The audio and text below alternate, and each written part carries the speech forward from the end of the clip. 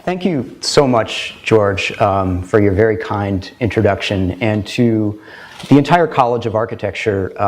I just can't say how nice it is to be back and how much I really enjoyed my time here, how great an impression it made on me, and it just resonates with me still every day. And you know, when George is complimenting my exquisite details, you know, it was George that was beating me up in studio saying, "What's that clumsy detail? Make it better." So it's all you, George. Just a little housekeeping before I kick off. There is a clipboard going around on which you can sign up for very occasional author updates. I do guided house tours out on the island, preservation work and that sort of thing. And occasionally I'll send out, you know, one of my newer design projects. So.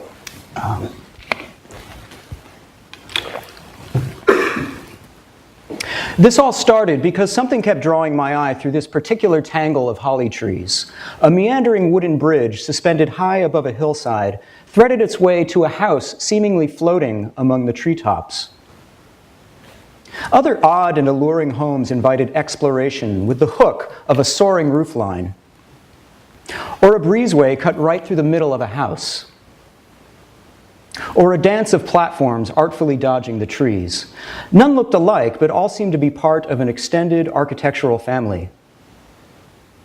I began knocking on doors and was soon regaled with alternately poetic and salacious tales of the young, handsome, and talented architect who once had the run of this island, an eccentric and charismatic man whose business attire consisted of an attaché case and a Speedo. That's going to be me in Miami. Heaven forbid. I was exploring Fire Island Pines, one of 18 summer communities on the glorified sandbar which protects the south shore of Long Island from the Atlantic Ocean, forming the Great South Bay. 31 miles long and barely a quarter of a mile wide, Fire Island rewards the effort to reach it with car-free boardwalks and expanses of protected dunes. Accessible only by ferry, it is hard to imagine a setting more removed from the skyscrapers of Manhattan that loom just 50 miles to the west. Yet the Pines is very much an urban invention, possessing a rustic but thoroughly modern aesthetic.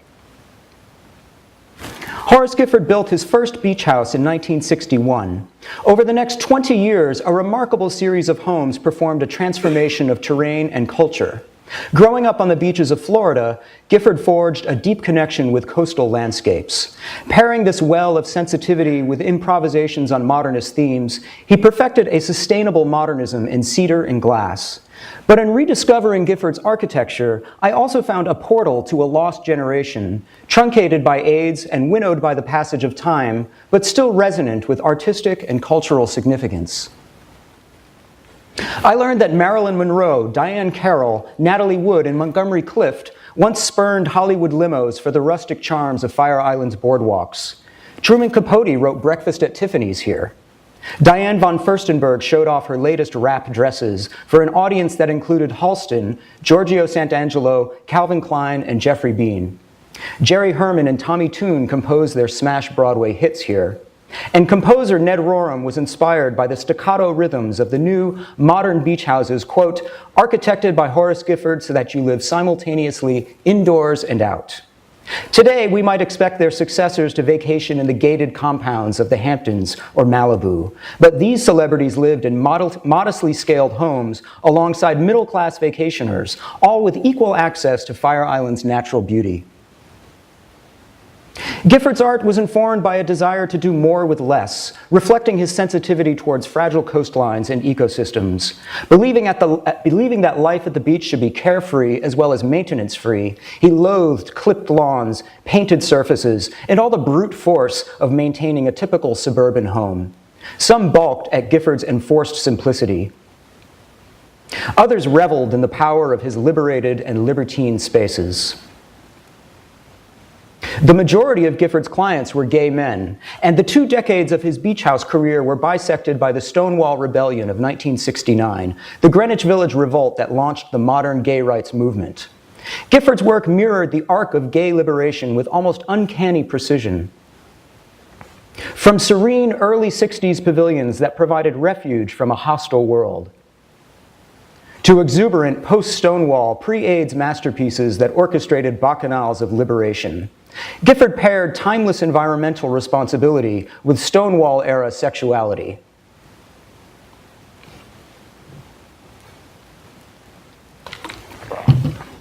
Horace Gifford was born in 1932 to the family that founded and built Vero Beach, Florida at the turn of the 20th century. Today, there is a town adjacent to Vero Beach called Gifford after his family. Bookish, shy at first, and almost eerily handsome, Gifford was an overachiever in high school. Among other titles, he was class president, editor of his yearbook, band officer, and director of its theatrical productions. His home life was outwardly conventional, but shadowed by the depression suffered by both of his parents. His high school classmates voted him best-looking boy. In 1950, he was accepted to the University of Florida. Gifford was a confident and charismatic architecture student, enthralled to the innovative beach houses designed by Paul Rudolph and Ralph Twitchell along the coast of Sarasota. Rudolph's work staked out new ground with kinetic and louvered facades, imbuing these homes with a climatic dexterity appropriate to the hot and humid environment. Paul Rudolph was also a gay man, and his work possessed a certain theatricality that was often lacking in high modernist architecture. In his Fire Island summer homes, Gifford would essentially transplant many of the ideas that informed Sarasota's winter homes. Gifford also learned from Paul Rudolph's youthful Sarasota example that a Southern man of modest origins did not have to work in someone else's office for 20 years before making his mark. Traces of other Sarasota school architects such as William Morgan and Edward Siebert would also appear in his work. It was recently remarked in Sarasota magazine that the largest concentration of Sarasota school homes are actually to be found on Fire Island, thanks to Gifford. Gifford moved to New York City in 1955, at first cobbling together a living as a draftsman, a model, and a set builder. But he soon found another hero, the architect Louis Kahn. Shimmering glass and steel, the 20th century's architectural totems receded in Kahn's work in favor of stone, concrete, and brick, all powerfully composed with monumentality and geometric rigor to evoke abstracted ruins. By 1958, Gifford was invited to study with Louis Kahn at the University of Pennsylvania. Horace Gifford married the sensibilities of the two most important architects of the 1960s, styling himself as the architectural love child of Paul Rudolph and Louis Kahn. Soon, Gifford's wanderings took him to Fire Island Pines, where talent, cunning, and excellent timing set a career in motion.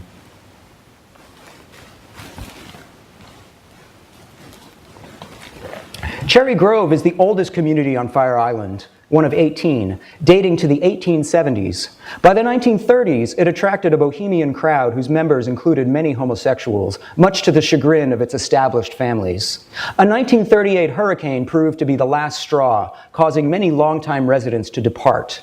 Thus, newly cheap real estate and the relative safety afforded by geographic isolation conspired in the creation of America's first openly gay community.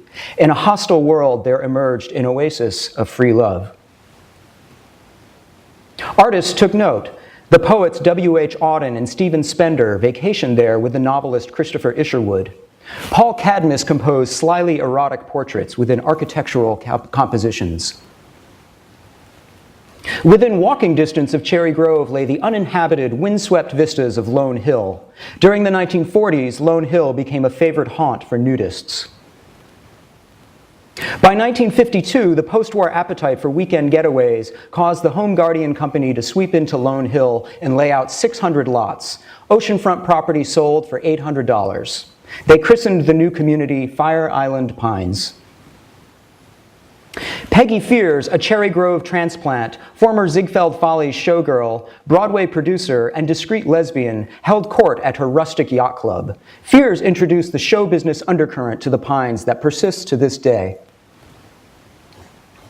Cherry Grove was a well-known gay destination and therefore a dangerous address for anyone wishing to keep their orientation private. More cautious vacationers realized that they could maintain an untainted address in the Pines while the forbidden pleasures of Cherry Grove lay just a stroll away. The Pines Homeowners Association tried to make the interlopers unwelcome, as it was well known that the appearance of gays meant that real estate values were about to plummet. But the family values contingent was no match for John Burlingame White, a successful model who bought out Peggy Fears and amassed a commercial monopoly in the Pines. White's entourage of fellow models and photographers injected glamour and gaiety into the sleepy outpost. Yet the architecture of the Pines offered a drab backdrop for all of this local color. Most of the homes erected in the 1950s were mean, prefabricated cottages with tiny windows, delivered on barges and dragged across the fragile dunes. They came to an ignoble rest upon a scrum of skinny pilings. Then, in 1958, architect and industrial designer Andrew Geller began literally turning Fire Island's architecture on its head with quirky and endearing designs that revealed, quote, how far a little plywood and a lot of guts will take you. By 1960, Geller had completed 7 homes across Fire Island, and his debut in the Pines arrived with the construction of the Frank House in 1961. Its canted walls rose at the same moment when Horace Gifford's own modest home was being constructed 100 yards away. Soon, the Franks' close friends Edwin Whitstein and his partner Robert Miller decided they too wanted to be inspired rather than merely housed. The commission for the Whitstein-Miller residence was Andrew Geller's for the taking. That is, until the upstart Horace Gifford brazenly lured the couple to his bed, thereby landing his first Fire Island clients. Andrew Geller never built another home in the Pines. Like a scene from All About Eve, Gifford stole Geller's show.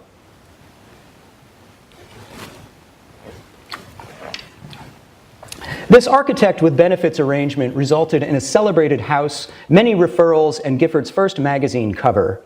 Sundecks to the north and south formed a crisscrossing plan. A serrated roofline flooded the mahogany and redwood interiors with light, framing the bay to one side and the trees on the other. The 3-bedroom home cost $12,500, about $94,000 in today's dollars. From the start, Gifford rejected prefabrication for this island setting. Materials were carried by hand to undisturbed sites. All surfaces were treated essentially like floors, with planks that flexed with the inevitable movement of a house on stilts. Edwin Whitstein was flush with the proceeds from his set design for The Fantastics, a long-running off-Broadway show. This led to a second commission for Gifford, which he sketched in the sand for his delighted clients. For a site with wooded views all around, Gifford designed a vast octagonal space with alternating rooms and sundecks across its 8 sides. The architect's relationship with Whitstein and Miller cooled after the pair went rogue and built a third home, influenced but not designed by Gifford. When passing by, Gifford would ostentatiously cross his arms and turn his back to the house before offering a slim greeting. Angelo Donghia, a rising interior designer, hired Gifford to create a bayside retreat for himself and his best friend, a young fashion designer named Halston. Foreshadowing Ralph Lauren and Martha Stewart, Donghia pioneered the practice of licensing his name for mass-market home furnishings. Donghia's classicizing influence can be felt in the broad axial walkway that approaches 3 arched bays, though Gifford prevailed in saving the trees. The graceful vaults diffused light evenly throughout the central space and the 3 bedrooms. Paint and plaster make a rare appearance in this house, but aesthetics was not the only sensibility that separated architect and client.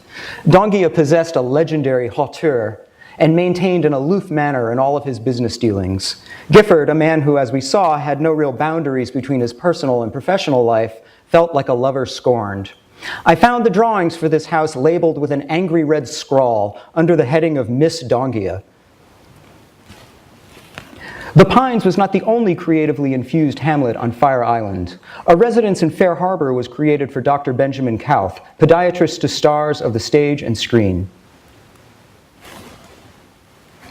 Gifford carved his first conversation pit into the living area, sheltered by an encircling clerestory that directed dramatic shafts of east and west-facing light into the space.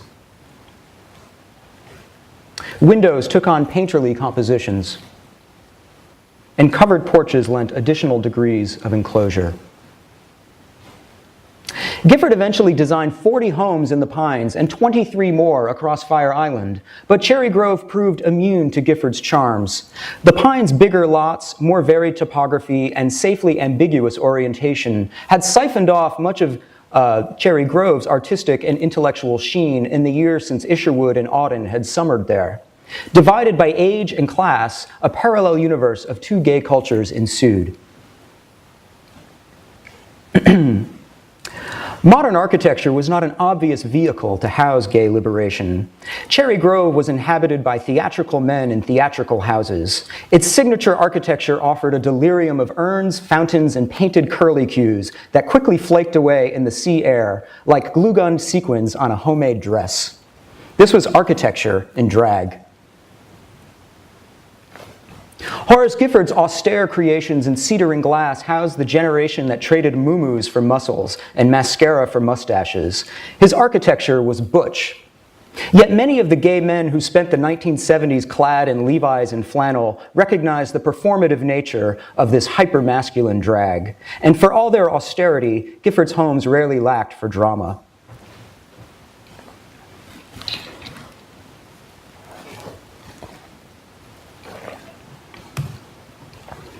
It took a certain suspension of disbelief to build anything on Fire Island in the early 60s. Robert Moses, New York's ruthless and multi-titled director of housing, transportation, and parks, had long coveted a parkway to traverse the length of the island.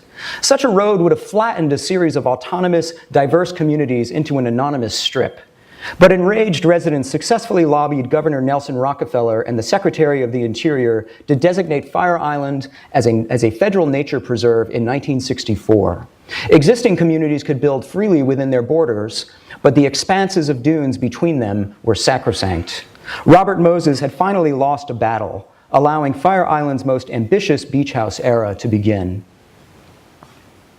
The Sprague-Geller residence consisted of a pinwheel plan, elevated a story off of its low-lying site, with strategically directed diagonal views that dodged the existing grid of homes.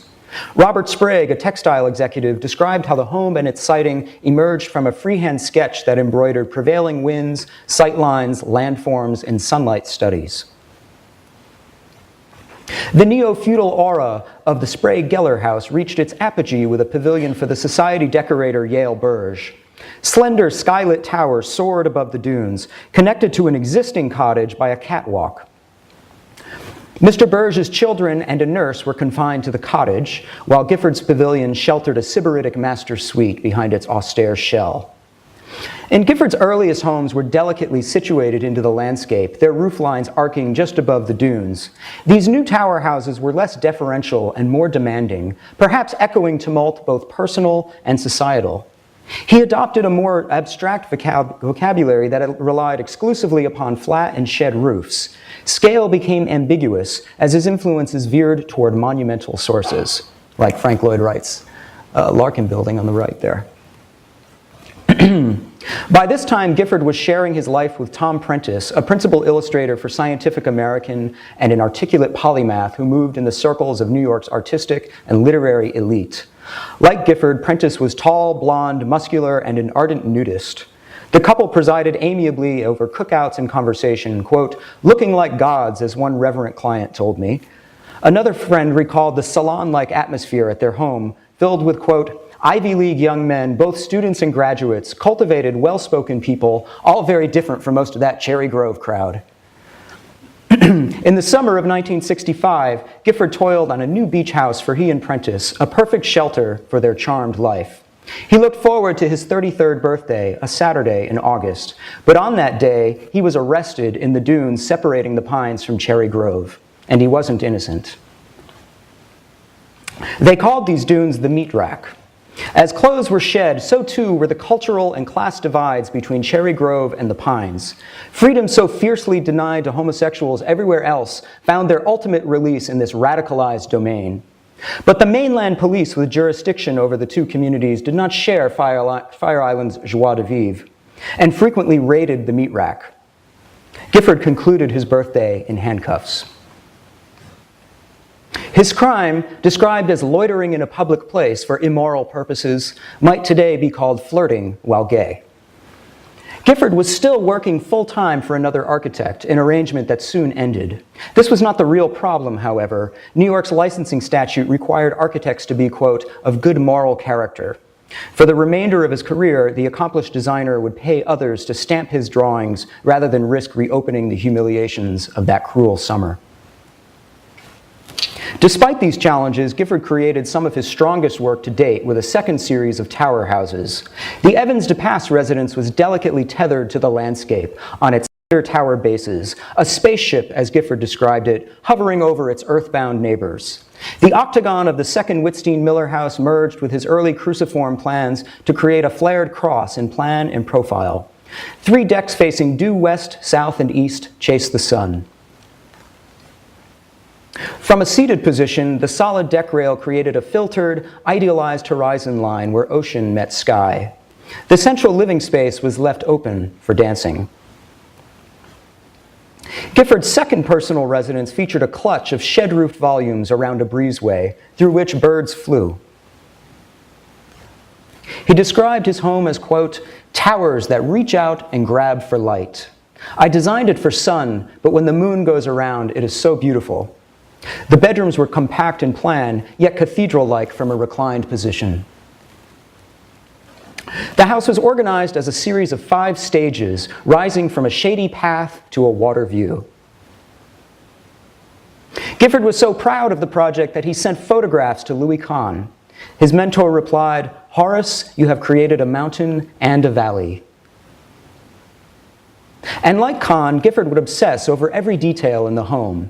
An example of this are the rooms that were laid out with the classical golden mean proportion, overlaid in red on the floor plans shown here. The Gifford residence was built for 2, but ultimately inhabited by 1. For all was not well with the union of Tom Prentice and Horace Gifford. Prentice ran off with one of Gifford's clients. Her name was Nan Schultz.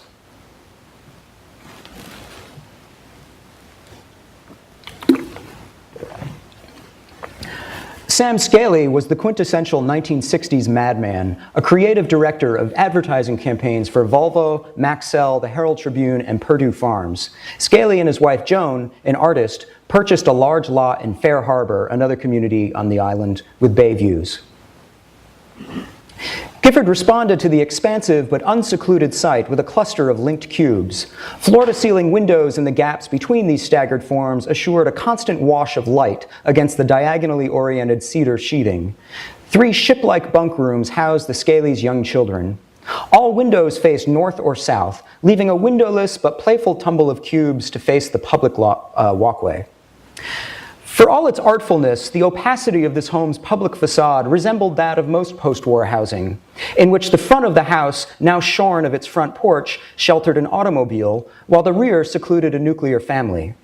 But back in the Pines, the community was imagining a very different version of the American dream, and Gifford gave form to this shift.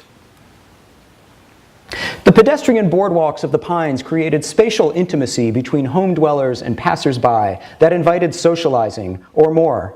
After all, the Pines was a place to meet like-minded people, a place to marvel, as journalist Albert Goldman put it, at, quote, the remarkable shorting out of the barriers to interpersonal communication. Cruising along at sunset, with a glass in one hand and a modest pitcher of martinis in the other, you find yourself far more socially desirable than you ever realized. Cherry Grove had once been the illicit playground for discreet Pines residents, but by the late 60s, the majority gay population of the Pines set the tone.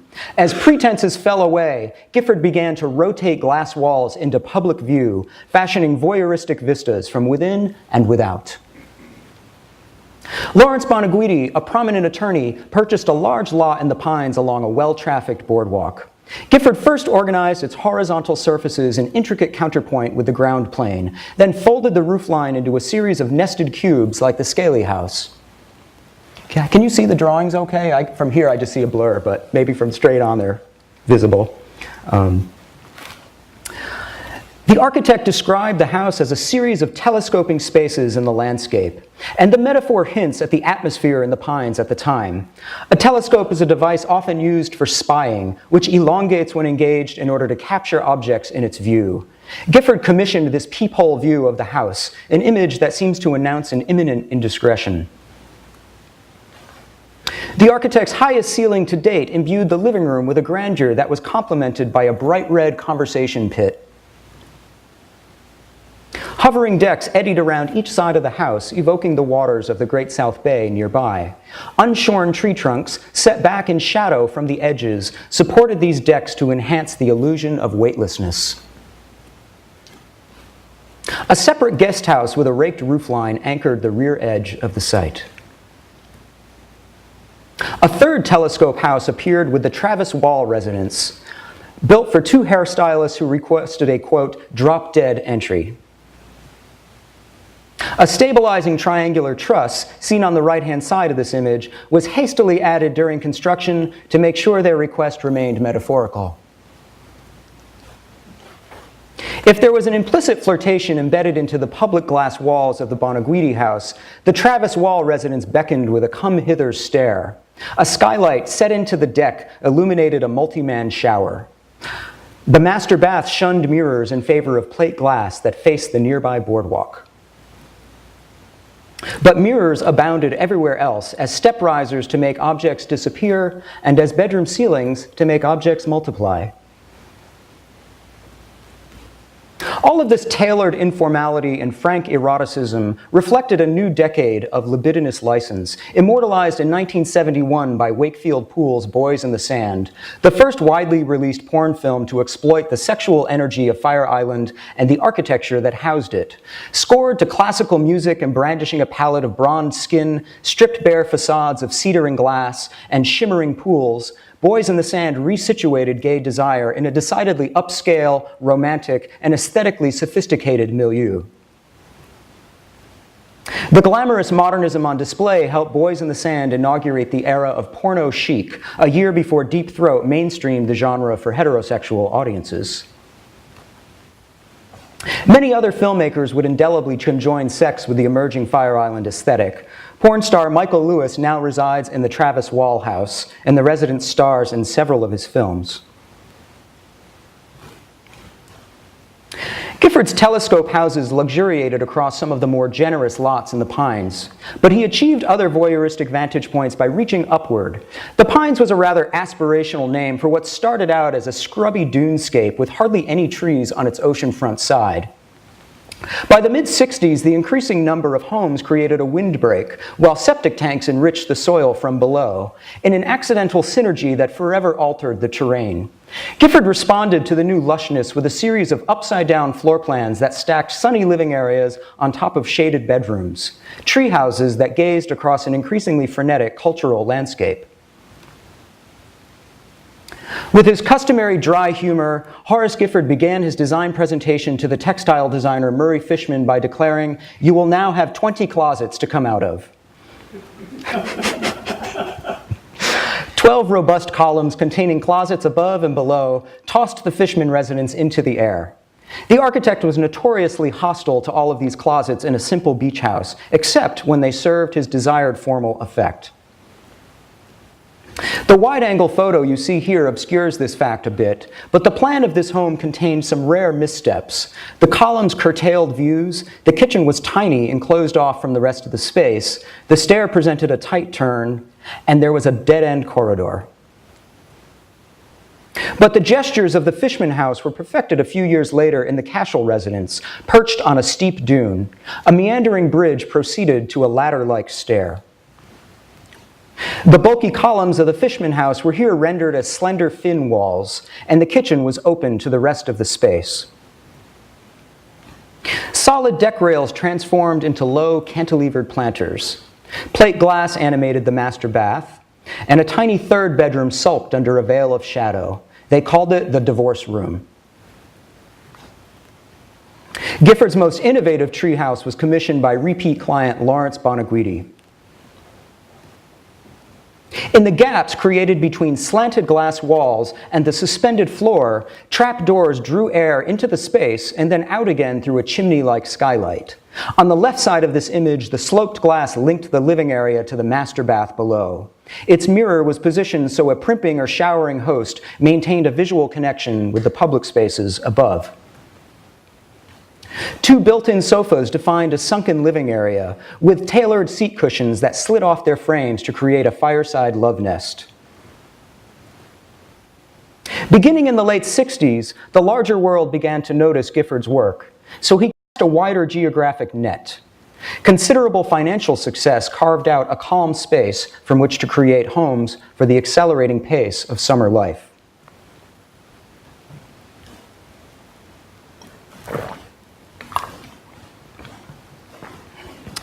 1968 saw Gifford heavily published in both the architectural and the popular press, including a 20-house spread in the journal Progressive Architecture.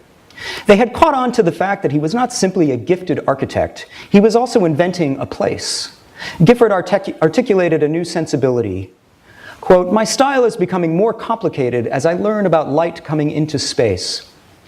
He explained, "Entasis, do you know what that is? Selective ambiguity. I've learned a little about fooling the eye, making spaces bigger than they are." Entasis was a means by which the ancient Greeks manipulated proportions to create a desired effect. The Parthenon's slightly bulging columns dramatized the weight they carried, like a flexed muscle. Ancient Greek and Renaissance theater sets employed exaggerated perspectives to create the illusion of depth. These techniques rarely surfaced in modern architecture, obsessed as it was with straight lines and modularity. Entasis was a pre-modern lie that aspired to a more beautiful truth. And Gifford would draw upon these precedents to choreograph the domestic dramas of his beach houses.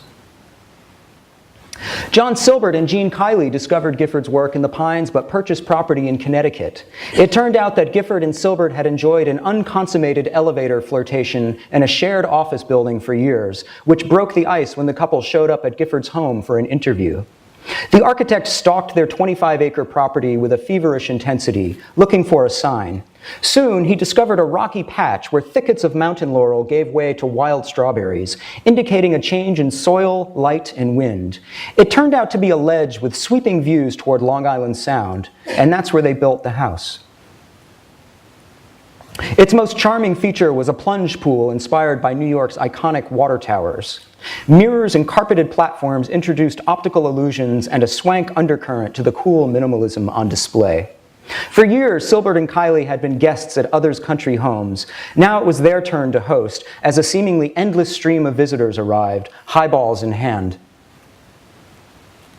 Dr. David Luck was a cell biologist whose social circle included the architect Peter Blake, the choreographer Jerome Robbins, and the designers Ward Bennett and Joe D'Urso. Acknowledging the flood-prone nature of the Bridgehampton site, Gifford laid out 4 concrete block piers that cantilevered the house to safety. It was inspired by many precedents, including Peter Blake's home next door and a Sarasota home at a much larger budget designed by William Morgan. Its interior, seen here after a recent restoration, was all about the sea-flecked light that saturated the space. Which Peter Blake was that? The architecture critic and sometime designer. Okay. Yeah, that was his own house. Okay. And I guess he was the MoMA curator or something. He had a role at MoMA, as I recall. Gifford's sister, Jean Slay, and her husband turned to the architect in 1969 for a new vacation home in Vero Beach, which would turn out to be his only Florida project.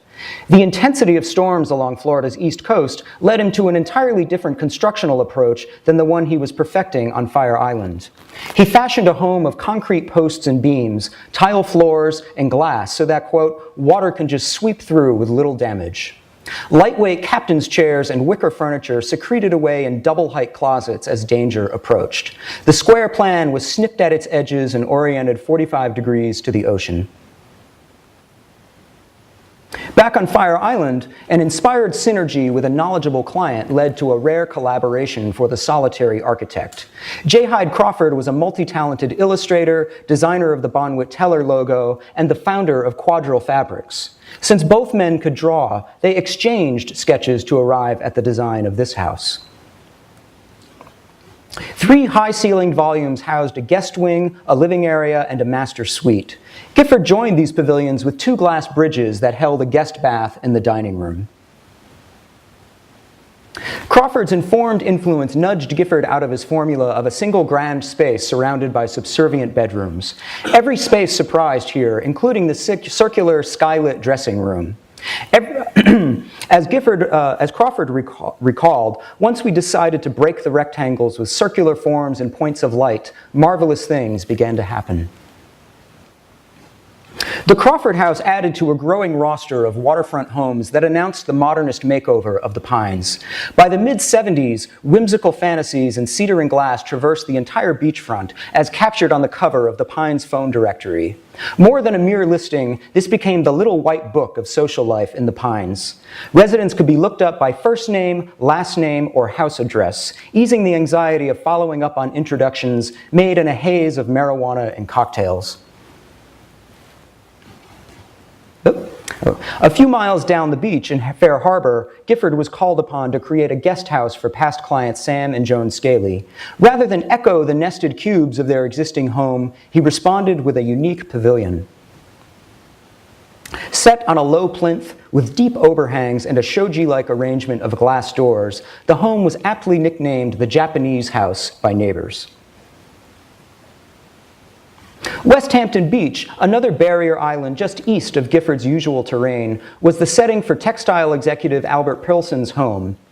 The house's most striking features were its flared, bell-bottom-like shading devices, unique in Gifford's body of work. At first glance, the Baroque plan seemed to be a break with past houses, but there was an underlying order behind the pyrotechnics. Much like his earliest work, a glassy living space was flanked by enclosed bedrooms. But the public space was sheared down the middle, affecting distinctive enclosures for the kitchen, dining, and living areas. Its enlarged scale, combined with expensive touches like a round stone fireplace, hinted at the coming gentrification of Long Island, as it became a place to cut deals and announce one's arrival. Gifford's base in Fire Island remained a sphere of pleasure rather than business, yet its obsessive pursuit of nirvana, aided by drugs and emboldened by changing mores, made the Pines no less ambitious in its way than the Hamptons. In the headiest days of gay liberation, the Pines threw open its closets and turned to Gifford to capture the full-blown hedonism of this cultural moment.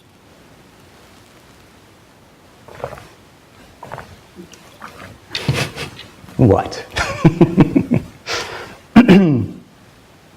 9 months before the Stonewall Rebellion of June 1969, the police raids on the Meat Rack and Fire Island bars ceased when a newly emboldened population fought back against their entrapment, winning historic court battles. But a fight that was nominally over sex highlighted a broader emotional and spiritual awakening. Suddenly, it was okay, even chic, to be gay, while just a few years earlier, self-loathing and cultural ostracism had been the norm. Everything was happening so fast. As Gifford reflected, quote, "We have to be ready to accept massive, ever-quickening change. I hope I can keep up with it. That's what I hope." No one embodied the new pulse of the Pines more than Stuart Roeder, a Warner Brothers PR man who never lacked for friends or lovers. Lunch for 40 was a common occurrence, sprinkled with famous film directors and fashion's leading lights. There was no shortage of party favors. During one well-stocked party, roasting birds were briefly reanimated when an exploding oven expelled a shower of quail over the astonished crowd.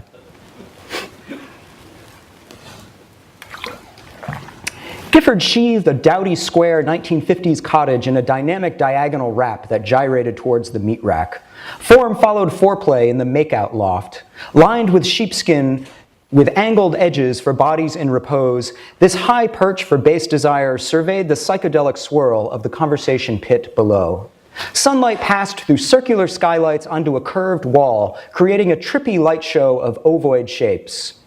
House Beautiful approached the house delicately. A fur-lined loft? Sure, for this is a beach house with an owner who's enormously gregarious. Meanwhile, the less conversational qualities of the space were recognized by the art house porn director Peter Jerome. In that same House Beautiful article, Gifford held forth on the home's architectural virtues, describing the rakish geometries as, quote, "view lines that tell you where to look from inside." He continued, "People don't walk smack up to the front door like so many cottages out here. Instead, we're turning people, bringing them in, introducing them to the interesting design forms of the house in a deliberate way." The abstract sculptural gestures of the Roeder House and subsequent designs revealed an affinity with the brutalist movement shaped by architects like Paul Rudolph. But Gifford skillfully channeled the ponderous concrete forms and scale of brutalism into light and lyrical wooden structures. Dancing across the sand like divinely inspired driftwood, these houses echoed the fluidity of the cultural revolution that they housed. The Lipkins house conjured a discotheque upon the dunes with its pulsating roofline and thrusting cantilevers. All was bared with floor-to-ceiling glass extending across the entire coastal elevation. Control panels operated an array of blinking, multicolored lights installed by the client's street lighting company. A sunken living area led down to the cave, a windowless den of electric blue, shag-carpeted walls and oversized pillows. In the Fire Island enclave of Seaview, Robert and Gladys Rosenthal had long admired a home Gifford designed for Warren Rubin, the founder of Workbench Furniture. Flush with success, Gifford laid down ground rules to his erstwhile clients. "You should know two things about me," he said. "I'm gay and I'm manic depressive." He then demanded complete design control down to the color of the sofa cushions. The Rosenthals were unfazed by his demands, but struck by his appearance. At age 40, Gifford was still turning heads. He rewarded their trust with a sleek composition nestled between two dunes. It echoed the topography with two tall elliptical spaces canted between a diamond-shaped, sunken living area with walls of glass. The exposed ceiling framing, influenced by Rudolf Schindler, formed a dazzling constellation unto itself. Built by one of the three contractors that all Gifford clients were required to use as a condition of working with him, the residence was a tour de force of modern craftsmanship. Fire Island's reputation as a testing ground for innovative architecture had been overshadowed by louder whispers about its libertine ways, even before the 60s were in full swing. Summarizing 13 summers spent there, Albert Goldman declared in 1972 that, quote, "Orgy is where it's all headed, and orgy is a grand old tradition on Fire Island."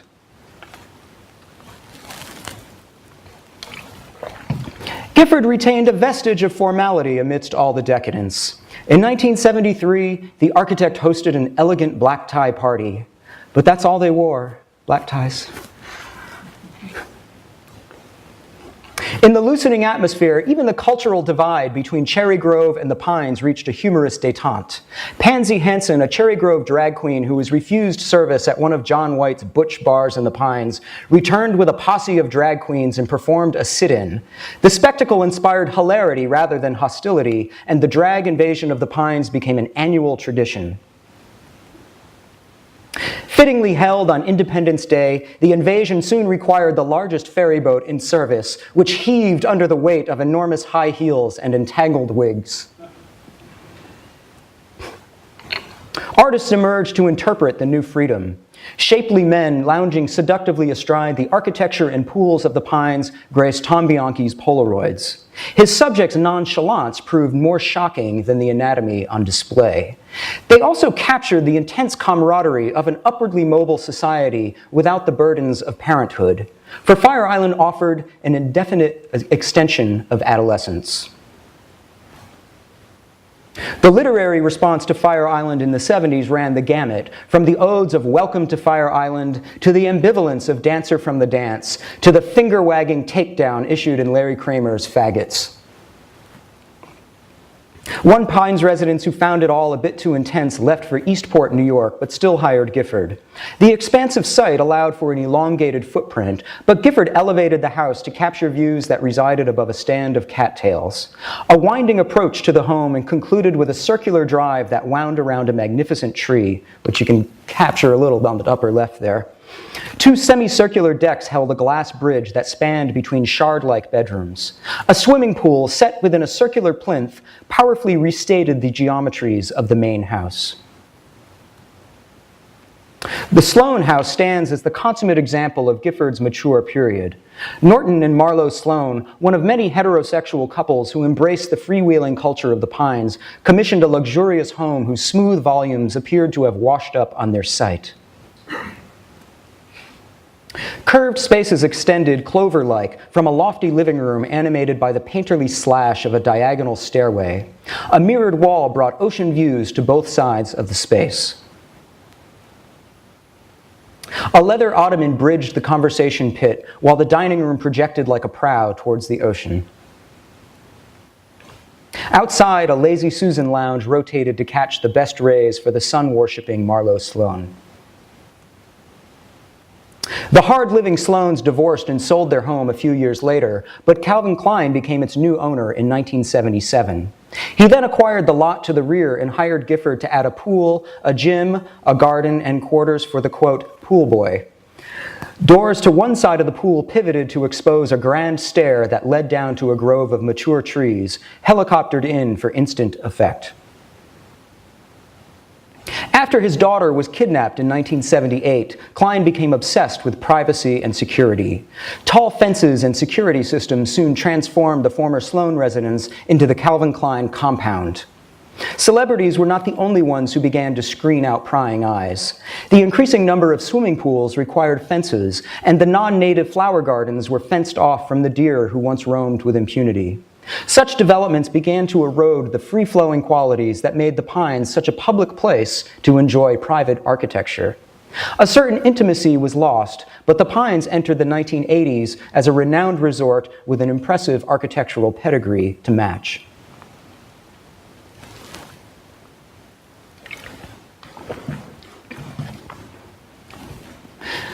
Living in Gifford's own home, as I did, invites certain psychological assumptions about its creator.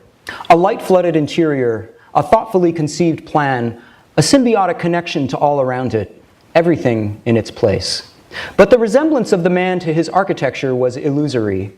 Even before the one-two punch of AIDS, which decimated his audience, and postmodernism, which discredited his ideas, the seeds of the architect's decline had already taken hold. Bipolar disorder stalked Gifford, most acutely during the dark winter months. When fashioning his own residence with towers that reach out and grab for light, more was at stake for him than many ever realized. At a moment when most successful mid-career architects would begin to land prestigious commissions, his output actually declined. He turned to his sister and lifelong confidant in Houston for emotional support. Impulsively, he moved to Houston in 1976 to be nearer to her. Once there, his efforts to create a beach house revolution in Galveston received favorable press but no commissions. 2 years later, he returned to New York. A multi-level home and studio in Manhattan put a brave face on a faltering career. Fire Island was changing, and Gifford's 2-year absence created an opening for others. Scott Bromley, a young protege of Philip Johnson, began staking his claim as the go-to architect for the dwindling number of empty lots in the Pines. Bromley had achieved precocious fame as the designer of Studio 54. And on the right, there he is photographed by Robert Mapplethorpe, who they called Bobby. Bromley even purchased the octagonal home of Gifford's first clients and set about enlarging it.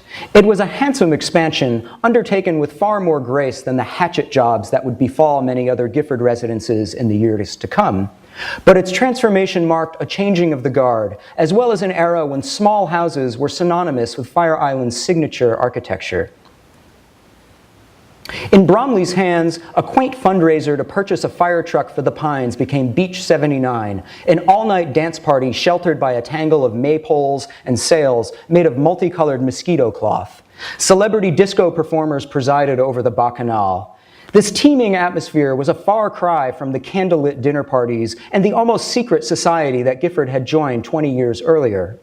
The circuit party was born, and residents vied to outdo one another for the most decadent event of the season. Canadian architect Arthur Erickson came close in a party at his grand new home, nicknamed Lincoln Center. At the stroke of midnight, the ceiling retracted and hundreds of silver and gold balloons floated into a starlit sky. It was an era for spectacles. In this increasingly crowded, expensive, and flashy landscape, Gifford's pavilions began to seem a bit passé. By 1980, Gifford left Fire Island for good. Occasionally, the fog of illness cleared and great work was still possible. In 1987, past clients Gene Silbert and John Kiley asked Gifford to design a home for the top of a windswept hill. Instead, Gifford sheltered the house in the crook of the ledge, while a second-story bridge made a soft landing upon the preserved hilltop, which you can see on the upper right. It synthesized a lifetime of, quote, living with nature instead of living on nature, but it remained unbuilt. The 78 modern vacation homes he built between 1961 and 1981 for an audience that would perish before properly recognizing his achievements constitute his essential built legacy. On April 6, 1992, Gifford died of complications from AIDS. He was 59. Horace Gifford conferred a benevolent order upon a rapidly changing culture in which all the old constraints were falling away. His work reminds us of the power of architecture to shape a culture, as well as its powerlessness to prevent its destruction. We cannot bring back that lost generation, but we can preserve its most enduring artifacts. In his last public statement, Horace Gifford said it best. In the end, the past is personal, and that is what makes its preservation so urgent. It is our own memories intermingled with the collective memory that we call history. This is not so much truth as interpretation, but in that interpretation we can find beauty and wisdom, inspiration for living, and guidance for the future. Thank you.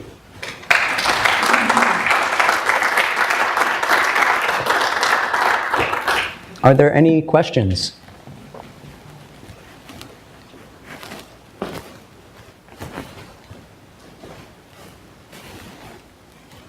That's easy. Well, thank you. Wait. Yes, yes. It's a lot to process.